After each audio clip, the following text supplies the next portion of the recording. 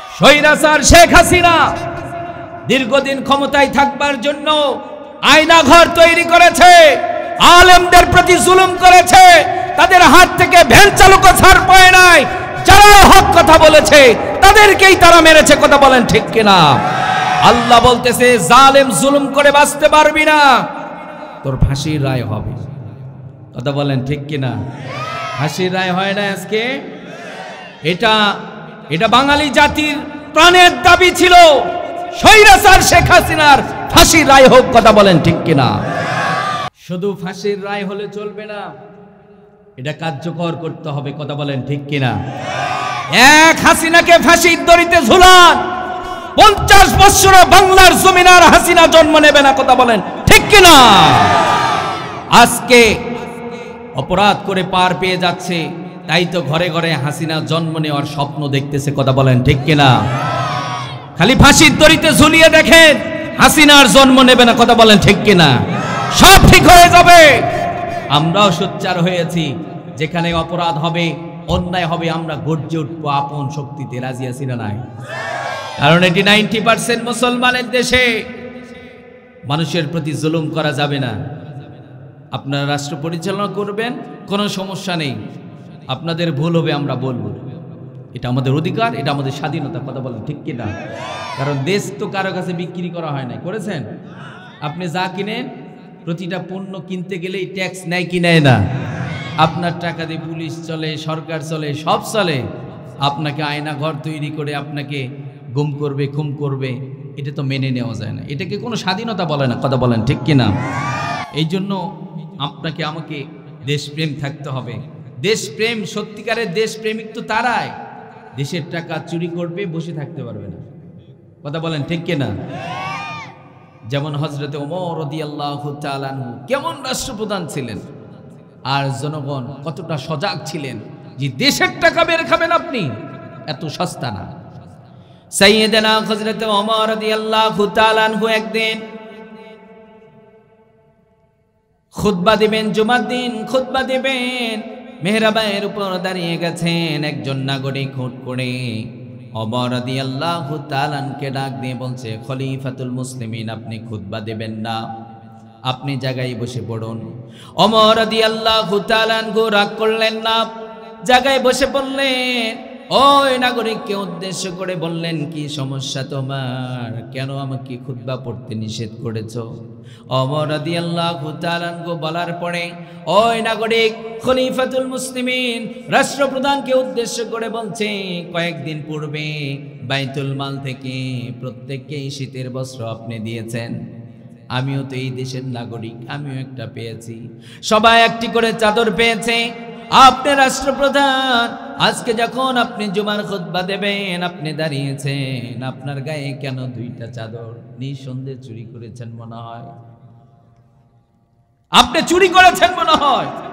আমি দেশের নাগরিক, আমার গায়ে একটা চাদর, আপনি রাষ্ট্রপ্রধান, তাই 2টা চাদর? আপনি মনে চুরি করেছেন। খলিফাতুল মুসলিমিন হযরতে ওমর রাদিয়াল্লাহু তাআলা আনহু রাগলেন না, তিনি রাগিয়ে গেলেন না, তাকে লাইক করলেন, তাকে ধন্যবাদ জানালেন, তাকে স্বাগতম জানালেন, তাকে বললেন, তোমরা দেশপ্রেম আছে, দেশের অর্থ কেউ লুটে ফুটে খাক তোমরা চাও না, বরং তোমরা প্রতিবাদ করো। ওমর রাদিয়াল্লাহু তাআলা আনহু রাগলেন না। আজকে আমাদের বাংলাদেশের অবস্থা কি? রাষ্ট্রপ্রধানকে আপনারা বলতে পারবেন নাকি? হ্যাঁ হুজুর, রাষ্ট্রপ্রধান পাতি নেতার গরমে এলাকা অবস্থা খারাপ। কথা বলেন ঠিক কিনা? মেন নেতাকে তো পাওয়াই যায় না, পাতি নেতার গরম এলাকায় থাকা যায় না।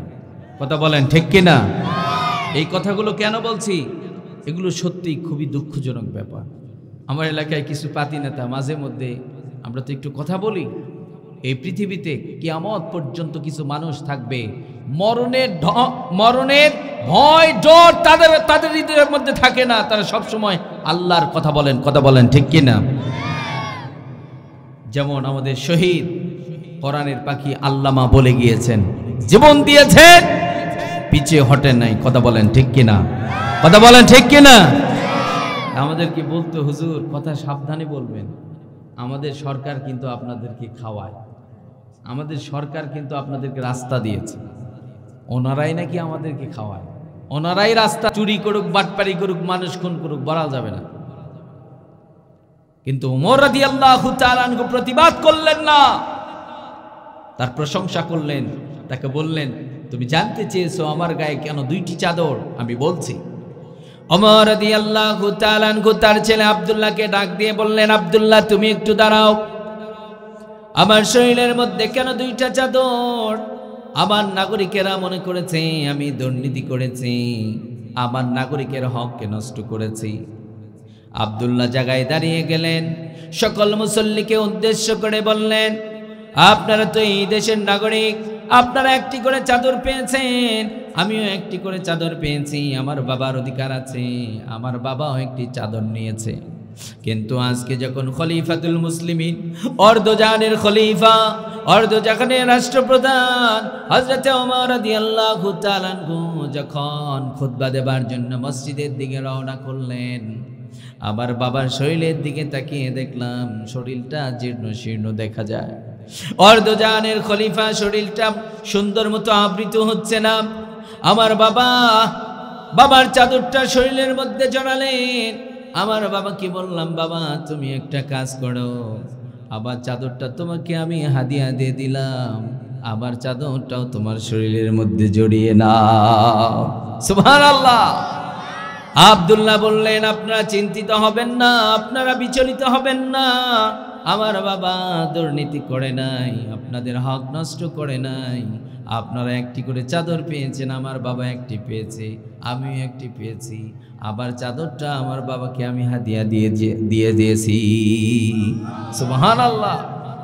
এরা ছিলেন রাষ্ট্রপ্রধান, এরা মানুষের খাদেম ছিল, কথা বলেন ঠিক কিনা?